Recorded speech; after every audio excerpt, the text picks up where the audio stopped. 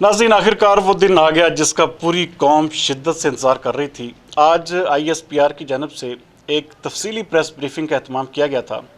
जिसमें उन्होंने ना सिर्फ तमाम हक़ाइक़ से पर्दा उठाया, बल्कि जो पाकिस्तान तहरीक-ए-इंसाफ बयानियाँ लेकर चल रही थी उसको भी मुकम्मल तौर पर रद्द कर दिया है।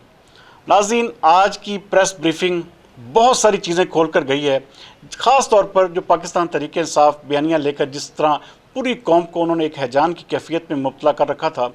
आज उनके गुब्बारे से मुकम्मल तौर पर हवा निकल गई है। आज की जो प्रेस ब्रीफिंग थी, ख़ास तौर पर देखें कि जिस तरह इमरान खान साहब फरमा रहे थे कि मेरी हुकूमत को जो है एक साजिश के तहत उल्टा गया है। नाज़रीन, जो बातें जो हक़ाइक़ इसमें सामने आने चाहिए थे, आज ISPR ने मुकम्मल तौर पर तमाम बातों को खोल दिया। और इस बात में सिर्फ एक ही चीज़ साबित होती है कि इमरान खान साहब ना सिर्फ झूठ की बुनियाद पर खेल रहे थे, बल्कि वो इस मुल्क की आवाम को भी एक गलत रास्ते पर चला रहे हैं, अपने फॉलोअर्स को एक गलत पट्टी पढ़ा रहे हैं, और उसका मकसद सिर्फ ये है कि किसी ना किसी सूरत में दोबारा इक़्तिदार हासिल किया जाए। आप ये देखें कि मदद की अपील की जाती है वज़ीर-ए-आज़म हाउस की जानब से। किसको कहा जाता है? पाक फ़ौज को, जी हमारे मामलात को हल करवाएं। अच्छा, पाक फ़ौज को आप खुद घसीटते हैं, उसके बाद सबसे बड़ी चीज़ आप उनको ये भी कहते हैं कि किसी तरह से हमारी इनके साथ डील करवाएं। नाज़रीन, आप गौर करें कि तमाम बातें इमरान खान साहब खुद कर रहे हैं, और उसके बाद जब उनसे इंटरव्यू लिया जाता है तो वो कहते हैं जी मैंने तो कोई रब्ता ही नहीं किया। आज इस कम अज़ कम उनका जो बयानिया था, आज मुकम्मल तौर पर उनका सियासी बयानिया पिट कर रह गया है।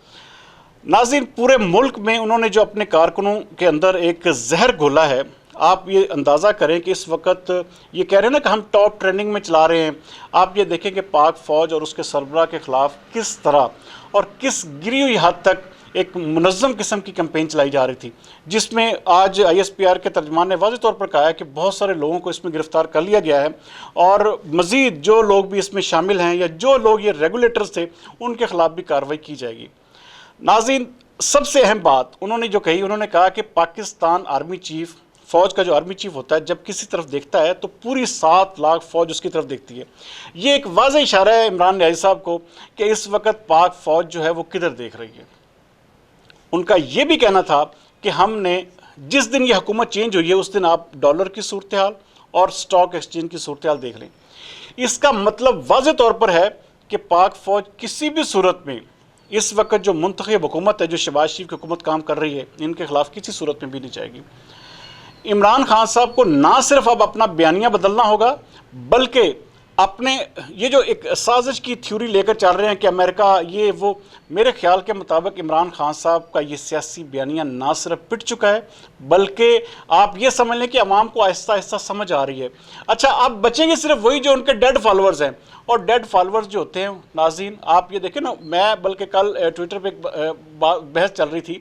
कि क्या आया एक बंदा जो मिलियन फॉलोअर्स रखने वाला बंदा है, टिकटॉकर है, अब उसके हाथ में हुकूमत दे दें।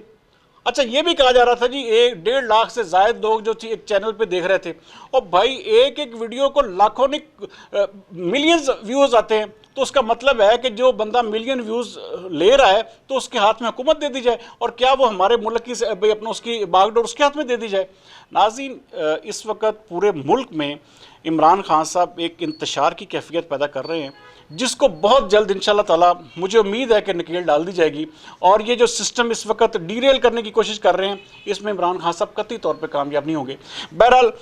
ये आज की जो प्रेस ब्रीफिंग थी, इसमें इमरान खान के साजिश के बयानिए को मुकम्मल तौर पर पाक आर्मी ने रद्द कर दिया है, जो कि